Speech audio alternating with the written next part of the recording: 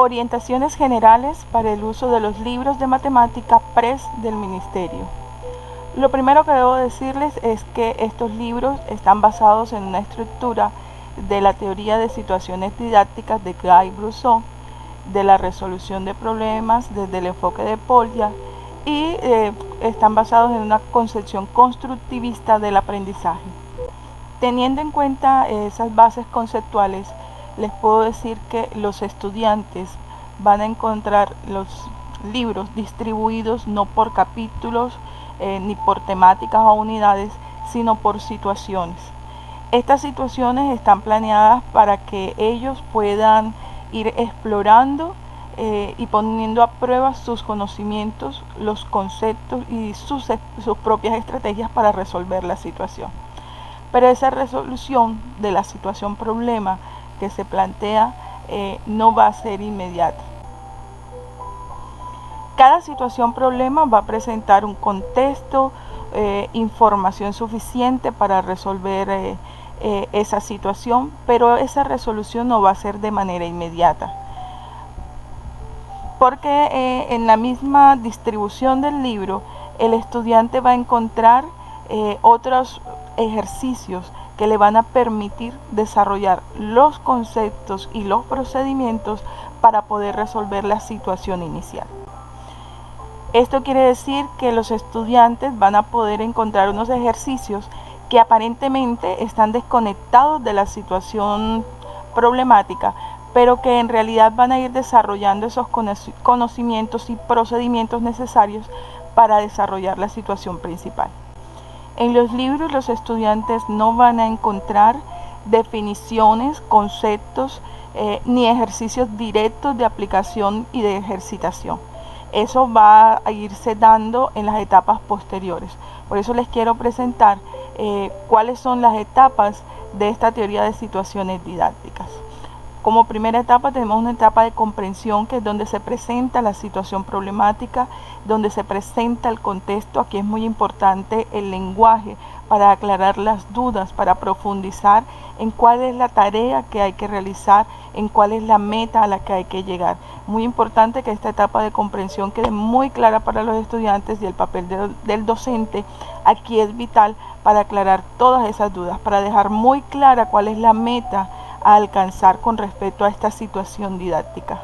Esta situación o esta etapa de comprensión requiere o finaliza con la elaboración de parte de los estudiantes, obviamente con el acompañamiento docente, de una estructura, de un organizador gráfico, un esquema gráfico en donde estén planteados precisamente cuál es la actividad a realizar y cuáles son los elementos adicionales que hay que resolver o encontrar para poder llegar a esa resolución principal.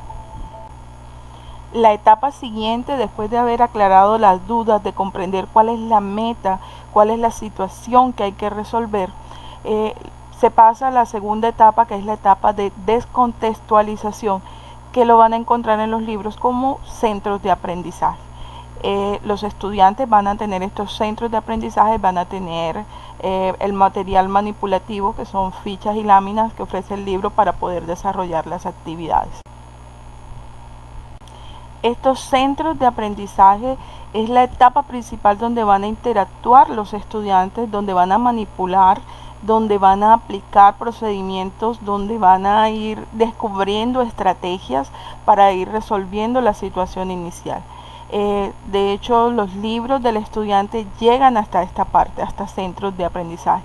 Las dos etapas siguientes, que son las de resolución de la situación didáctica y la etapa de reflexión, son etapas que va a dirigir el docente, que tiene toda la información en los libros, en las guías docentes, para poderlas resolver, para poderlas orientar. Tiene toda una serie de preguntas para profundizar en ese conocimiento y para formalizar esos aprendizajes, pero estas dos etapas no las va a encontrar el estudiante en sus libros. Es muy importante que el docente tenga claro esto.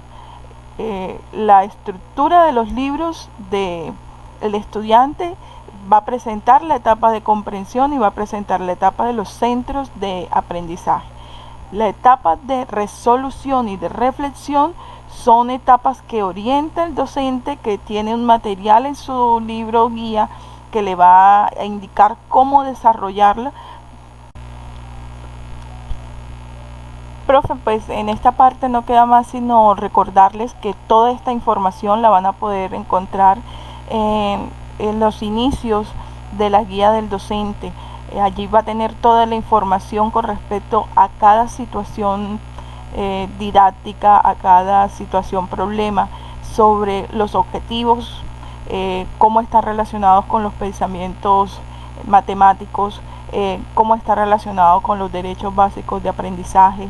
Incluso van a encontrar una tabla con las subetapas en donde le va a presentar cada actividad, el objetivo de esa actividad y con qué materiales va a poder desarrollar esa actividad.